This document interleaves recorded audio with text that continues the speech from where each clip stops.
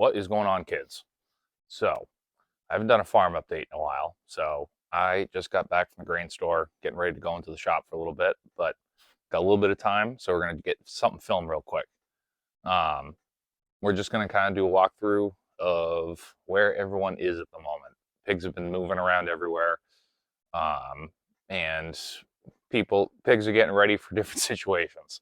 So we're just going to walk around. We're just going to talk about what's been going on. We're getting into colder weather. We're basically hitting freezing every single night, waking up with frost. We've already had a little bit of snow, not a ton.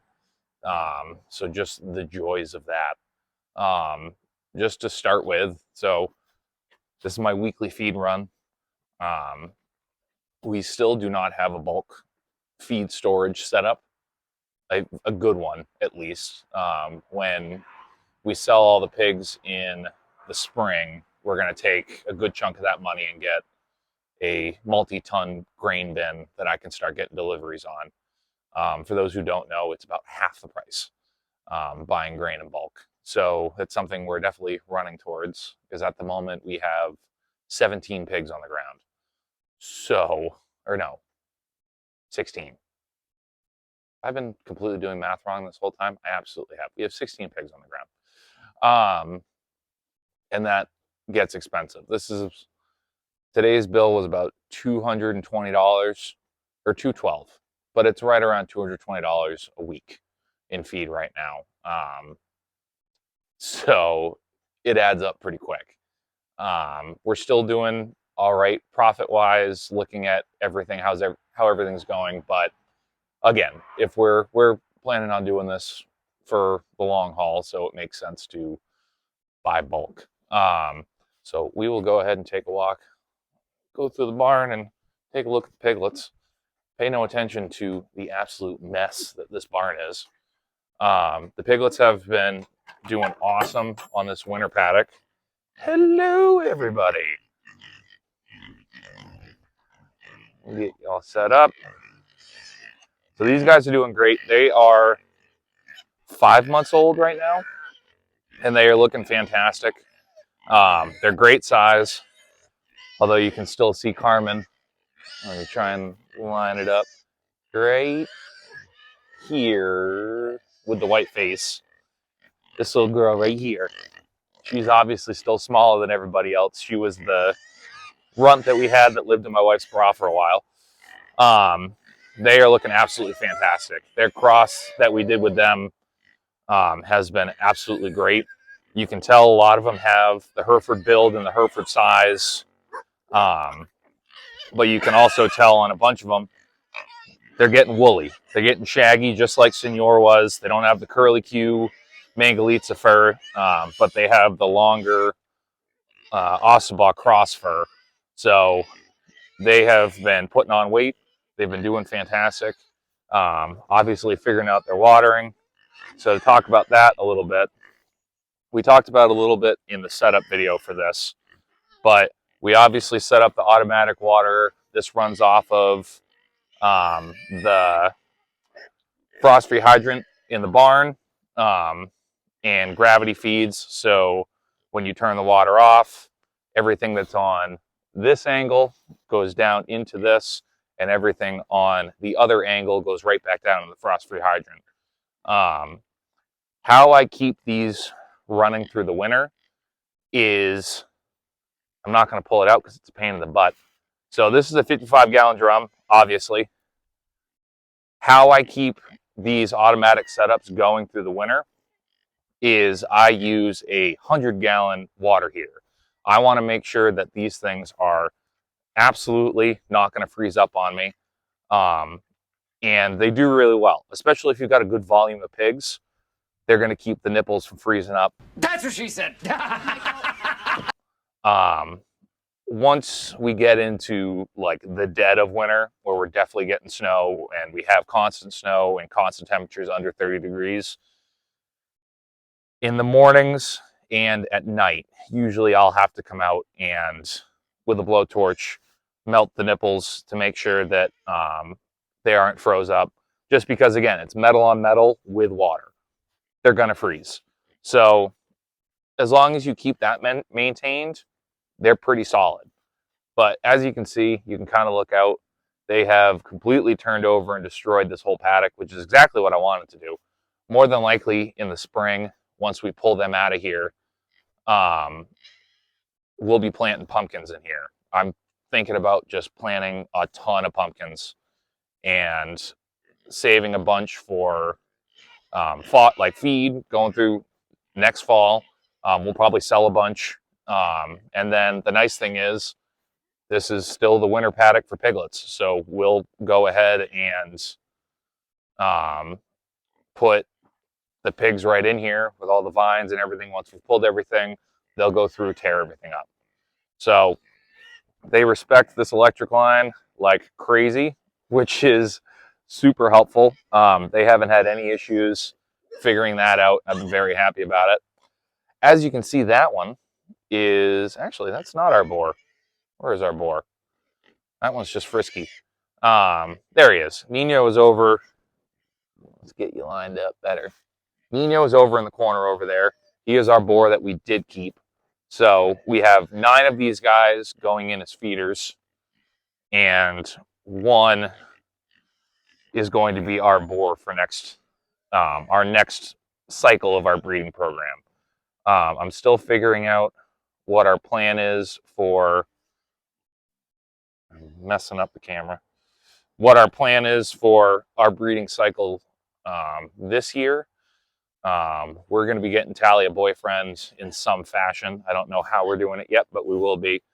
And then going in the next winter, Nino will be doing his job. So we'll be back on our breeding program. But all these guys are doing fantastic. They're super fun, super friendly. I'll bring my 1.5-year-old in here and just drop her in there, and they come up to her like Snow White. It's adorable. So now that we've talked about these guys, we'll go out this way. Hey, it's me again. I've had to shuffle around all the different gates to make everything work in here now. Let's talk about these guys. So these are our Hereford feeders. They are doing fantastic. So I don't remember if I did a video about moving them up, but we did. We moved them up into the front paddock. We did that for multiple reasons. We're starting to finish these guys out. So they're getting more corn in their diet just to add a little fat and a little more marble into them. They are doing fantastic. For people who do raise pigs often, there is a moment in time where you look at them and go, you guys aren't where I want you, like weight-wise or just the size you want them at. And that's how they were going into this paddock. I looked at them and I'm like, man, you guys are not the size I want you. Am I going to have to raise you till January? Like, starting to freak out a little bit.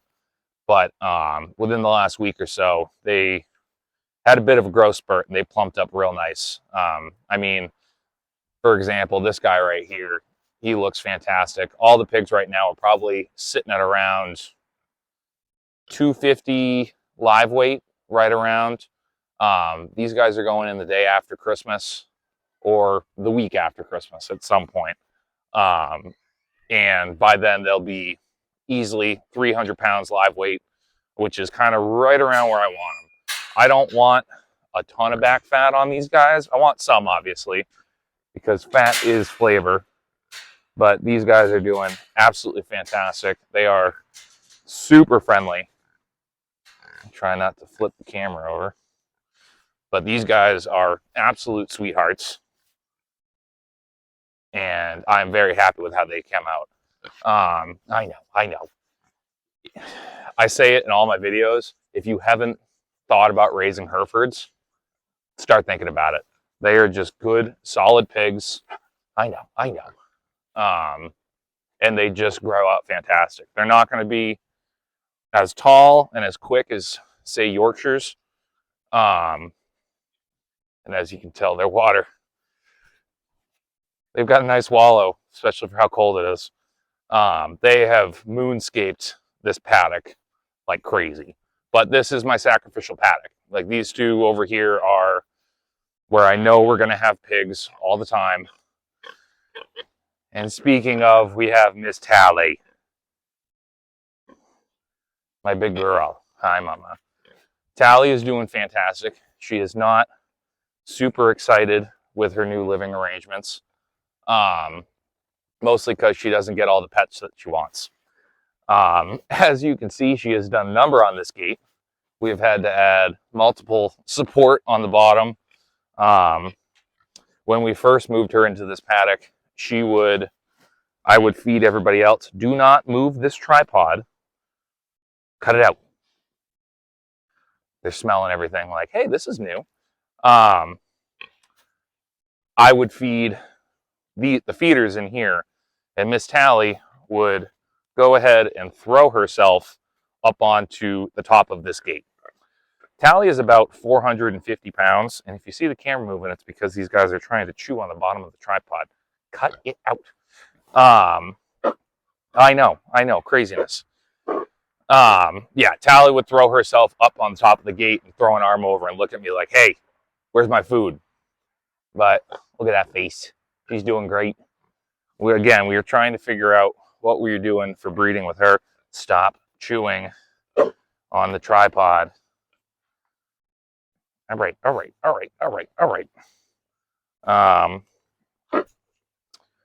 Sorry. But yeah, everybody's doing really well.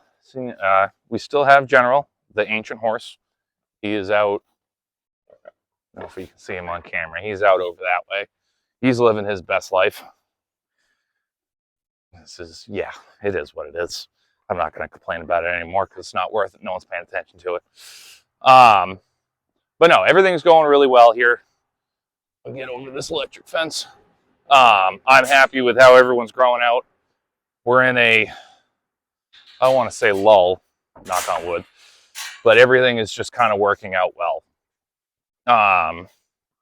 And everything's just kind of going on track. So we will be, like I said, getting these guys in the cooler in mid-December or at the end of December after Christmas. And that'll be a headache gone. The other reason that we moved them into this paddock is because of that. It is very easy to get them into the kill pen because there's just a gate right there with the squeeze panel on it. It works out really well. And the one piece of wisdom I can give anyone setting up pig paddocks or cow paddocks or lamb paddocks or any type of paddock for livestock, build a corral like this that you can push your animals into to get them ready for either processing or loading and unloading onto a trailer. It is far easier to get pigs in a trailer from this 12 by 12 area than this acre of area. It's night and day difference, so it'll change your life. The other little hack that I just did, I'll finish up the video with this, is I'm kind of proud of how I figured this out. Again, I probably shouldn't be too proud. It was pretty goddamn simple. This right here. This is a 3-inch elbow of PVC. Got it screwed into the top of the door. As you can see, well, you can't see because of the camera angle. Our frost-free hydrant's right here. We obviously have to run hoses out to fill the pig water and the horse's water. And like I said, we're getting to the point where we're getting into freezing temperatures every single night.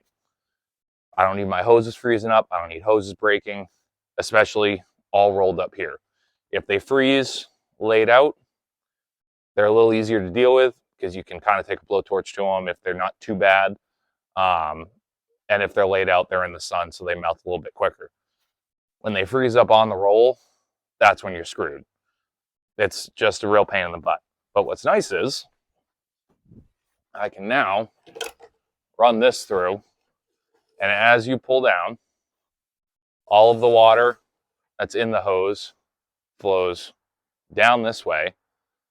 And if you need to go at a slow pace, if you just sit there and just yard on the thing, you're going to have water coming over. That's just how suction works. It's a pain in the butt. So if you go at a nice, steady, slow pace, all of the water flows back down, out of the hose, and you have no water in your lines while you're rolling it up. So there's a little tip for the end of this video. Um, I said in the last video, I do apologize. I have not been posting as much content on YouTube as I would like. Things have just been running around like crazy with deer season and everything else. It has been a wild couple weeks wrangling all these guys around. But we are going to get back into doing at least 2 videos a week. That is my goal. That is my plan.